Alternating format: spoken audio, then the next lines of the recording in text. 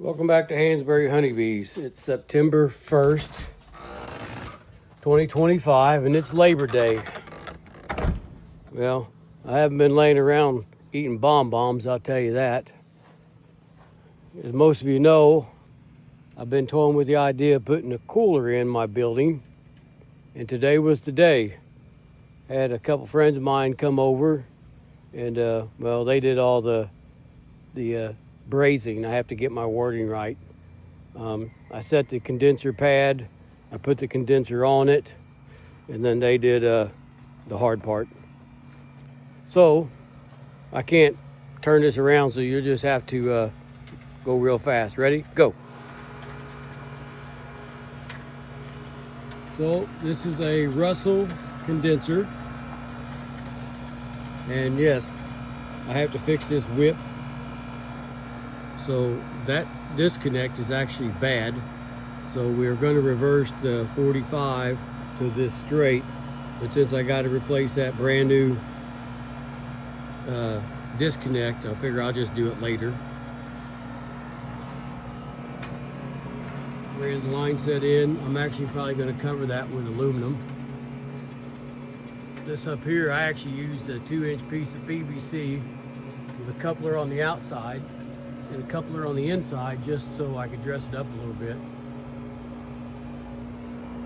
That little flapping you hear, there's just a tag that it's not hitting anything, it's just moving the tag, hitting that pipe in there is all that is. Nothing major. Me and DeMarco set this pad and put this condenser here. Took us a little bit when we got her. And this morning there was a lot of, I'm going to say, goldenrod pollen coming in. So this was definitely the flight path for the bees.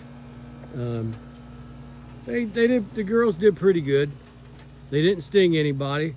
I'll tell you what, the one gentleman, I don't know if it's the black shirt or if he does vape, it's the vape.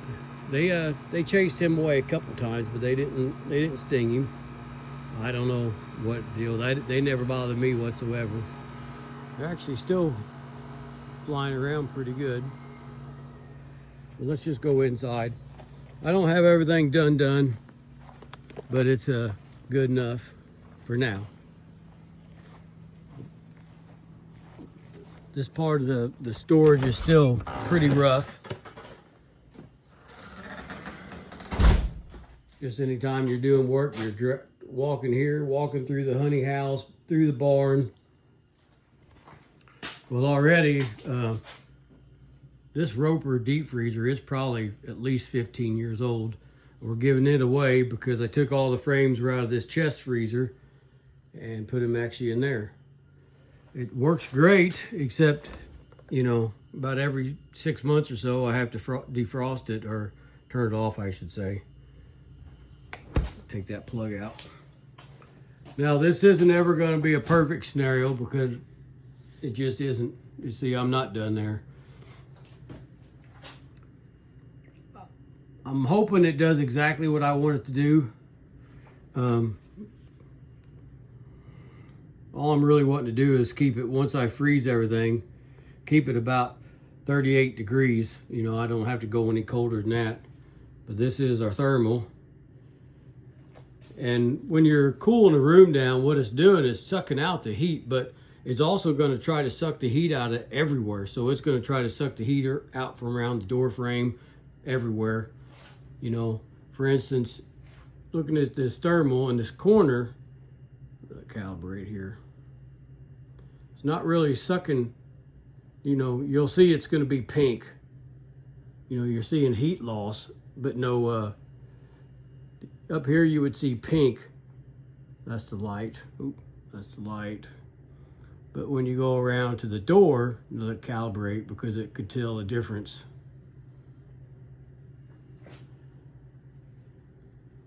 See where it's sucking the heat out around the sill? Maybe that's better. I need longer arms and less glare. So it's basically sucking the heat from this room from around the door frame is what it's doing. And a little bit up there at that corner. Well, really that whole thing, but I can kind of pack some insulation in there. I kind of made another door just temporarily, but it's not on right now. My homemade light switch for now. And it's pretty hot outside, so it's, you know, it's got to acclimate all the boxes I put in here. You know, my guess it's, I don't know, 48 in here right now. It's pretty cool.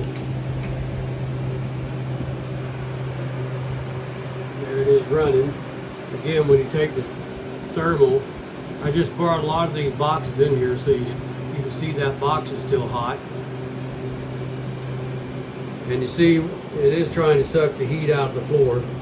There's nothing I can do about that. So it might take a while to get this pad cold.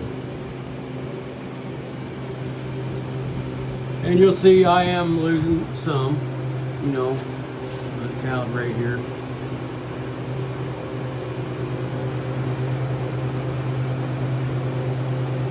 But you've seen the last video, you know, I took the metal skin off this whole building, or the inside here. It's pretty cold in here though.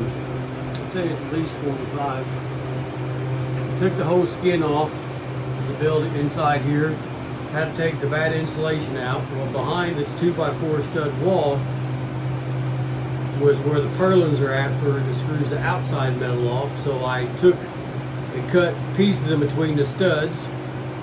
Then I put the bats back in, and then I put 2-inch foam on top of the stud. So I feel it's the best I can do for what I have. So that's all the way around. So the ceiling's got R40. It's not losing any heat through there. Those walls have got R28, 29. I don't think that's bad. That's from the box. I just brought those boxes out from the barn.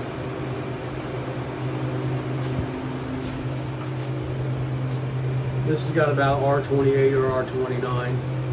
You see, that's the door. So it's losing around the door. Well, the door ain't shut either. Now this would be the other way. You're going to see heat here. So you can see heat coming from the pad. I would say hopefully by tomorrow morning it will suck all the heat out of the floor here. There is a vapor barrier down on the floor, so I would think it'll be right.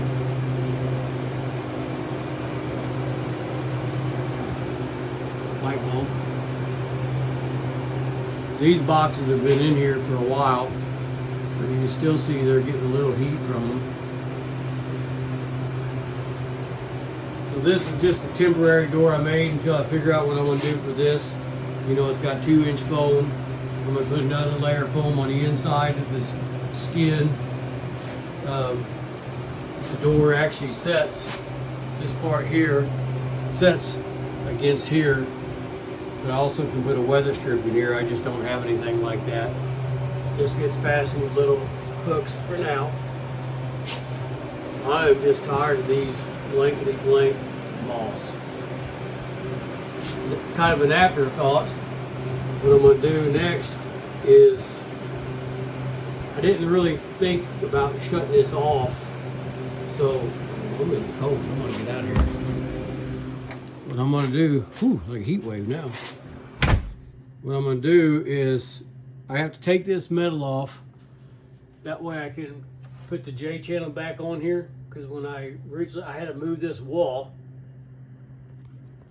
so I had to cut the ceiling metal, and now I'll remove this metal so I can put that J back up there. But when I do, I'm going to put another light switch here, and then I'm going to hook the evaporator up to a light switch. That way when I need to shut the evaporator off, instead of shutting it off at the panel, I can do it here at the switch. I didn't think about it. I'm not perfect. So just a little short video. It's only, what, 10 minutes long. I hope everybody is having a great Labor Day. I'm happy this is done.